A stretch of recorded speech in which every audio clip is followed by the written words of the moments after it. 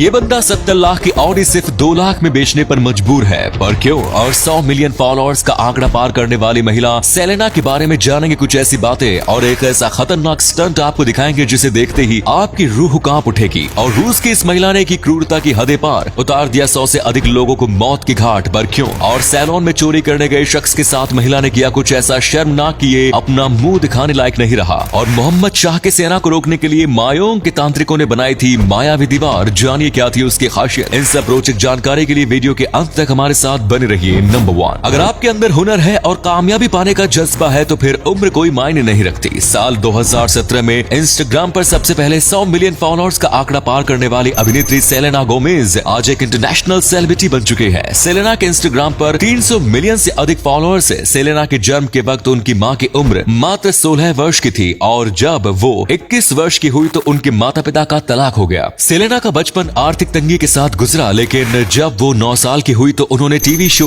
Barney and friends के लिए audition दिया, जिसमें वो सिलेक्ट भी हो गई। इसके बाद सेलेना ने कभी पीछे मुड़कर नहीं देखा। साल 2007 में सेलेना को TV series Wizards of Waverly Place के लिए सिलेक्ट कर लिया गया और इसी से उन्हें असली पहचान मिली। सेलेना अपनी पर्सनल लाइफ को लेकर भी चर्चा में रहती है। वो जस्टिन बीबर को भी डेट कर चुकी है। साथ ही आपको बता दें कि सेलेना एक अच्छी सिंगर भी है। वो कई एल्बम्स भी रिलीज कर चुकी है। नंबर 2, दिल्ली में डीजल गाड़ियां की लाइफ सिर्फ 10 साल की रह गई है। यानी आप कोई नई डीजल गाड़ी खरीदते हैं तो उसे 10 साल से ज्यादा सड़कों पर नहीं चला सकते। इन महाशय से मिलिए। साल 2013 में इन्होंने ऑडी Q5 का टॉप मॉडल 70 लाख में खरीदा, लेकिन आज उनकी गाड़ी के लिए कोई 5 लाख रुपए देने को भी तैयार नहीं है। ऐसा इसलिए क्योंकि साल 2023 के बाद ये गाड़ी सड़क पर चलने के लिए कानूनी रूप से वैध नहीं है। भले ही कोई इंसान पैसे वाला क्यों ना हो, लेकिन कमाई उसकी भी मेहनत की है। 70 लाख रुपए की चीज अपनी आंखों के सामने कबाड़ के भाव बिकते देख कितना दुख होता होगा, ये तो वही जानता है। नंबर 3, इस दुनिया में ऐसे लोगों की कमी नहीं है जो रोमांच के लिए अपनी जान की बाजी लगाने के लिए तैयार रहते हैं। इन दिनों सोशल मीडिया पर एक वीडियो वायरल हो रहा है जिसमें एक शख्स पवन चक्की पर साइकिल चलाता नजर आ रहा है। वीडियो में आप देख सकते हैं कि कितनी ऊंचाई पर पवन चक्की की पंखड़ी पर ये शख्स साइकिल चला रहा है। इस दौरान इसने किसी प्रकार के सेफ्टी इक्विपमेंट का इस्तेमाल नहीं किया। यानी यहाँ पर छोटी सी गलती से इस शख्स की जान भी जा सकती थी, लेकिन जब मन में ठान लिया है तो फिर डर क्या चीज है। पवन चक्की के अंतिम छोर पर पहुंचकर ये शख्स हवा में साइकिल उठाकर एक पॉज भी देता है। ये वीडियो देखकर यकीनन आपकी हवा भी टाइट हो गई होगी।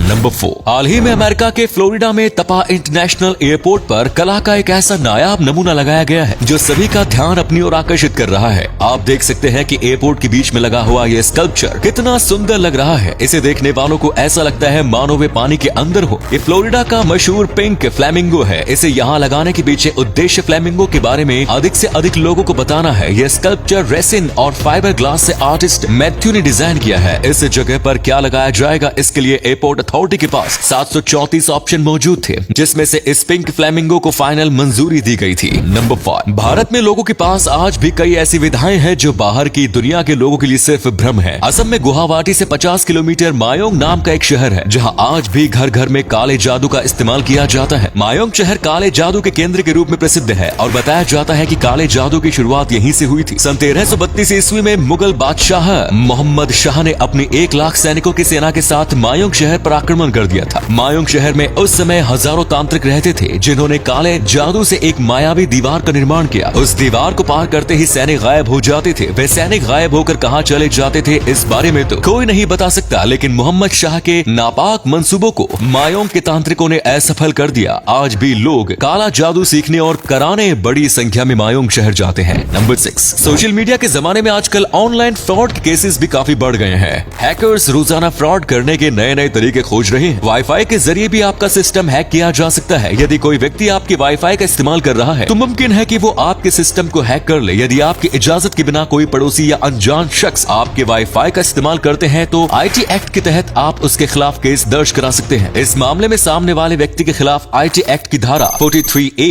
धारा 66, धारा 379 और 406 के तहत मामला दर्ज किया जाएगा। दोषी पाए जाने पर मुजरिम को 3 साल की जेल या 5 लाख रुपए तक का जुर्माना भुगतना पड़ सकता है। और अगले फैक्ट पर जाने से पहले फोटो को ध्यान से देखिए और बताइए कि किसका फोटो दिखाई दे रहा है। इससे पता लगेगा आपका दिमाग और आंखें कितनी तेज है। मिलते हैं आपको 5 सेकंड्स। नंबर 7, प्यार इंसान को किस हद तक पागल कर सकता है इसका अंदाजा भी आप नहीं लगा सकते। रूस की रहने वाली दरिया निकोलायेवना सल्तिकोवा की कम उम्र में ही शादी हो गई थी, लेकिन शादी के कुछ साल बाद ही उसके पति की मौत हो गई। 25 साल की उम्र में साल्तिकोवा विधवा हो गई, लेकिन उसका पति शाही घराने से था और विरासत में वो 600 नौकर चाकर और बेशुमार संपत्ति छोड़कर गया था। साल्तिकोवा को इसी बीच किसी से प्यार हो गया, लेकिन उस शख्स ने साल्तिकोवा को धोखा देकर किसी अन्य लड़की से शादी कर ली। साल्तिकोवा को ये बात पसंद नहीं आई और उसने अपने प्रेमी को मार मार कर अधमरा कर दिया। इसके बाद तो जैसे तो साल्तिकोवा पागल हो गई, वो गर्भवती महिलाओं को बच्चों पर अत्याचार करने लगी, लोगों को मारती पीटती और उनके ऊपर उबलता हुआ पानी डालती। इस तरह से उसने 100 से अधिक लोगों को मौत के घाट उतार दिया था। साल्तिकोवा की शिकायत कई बार राजा से की गई, लेकिन शाही घराने से होने के कारण साल्तिकोवा के खिलाफ कोई कार्यवाही नहीं की गई। उसकी बर्बरता की कहानी जब रानी कैथरीन द्वितीय तक पहुंची तो उसे आजीवन कारावास की सजा सुनाई गई। साल्तिकोवा ने पूरी जिंदगी जेल में बिताई और 71 साल की उम्र में जेल में ही उसकी मौत हो गई। नंबर 8, रूस का ही एक और दिलचस्प किस्सा आपको बताते हैं। यहाँ पर एक व्यक्ति चोरी के लिए सैलून में घुसा, लेकिन वो पकड़ा गया, जिसके बाद सैलून की मालकिन ने उसे बंदी बना लिया। 3 दिनों तक उस व्यक्ति को मालकिन ने अपनी कैद में रखा और उसके हाथ पैर बांधे रखे। 3 दिनों तक सैलून की मालकिन ने चोर के साथ संभोग किया और अपनी संतुष्टि की, यानी कि जो व्यक्ति चोरी के बहाने किसी सैलून में घुसा था वो रेप विक्टिम बनकर बाहर निकला और उसका रेप सैलून की मालकिन के द्वारा ही किया गया। वाकई में इस तरह के किस्से सुनकर लगता है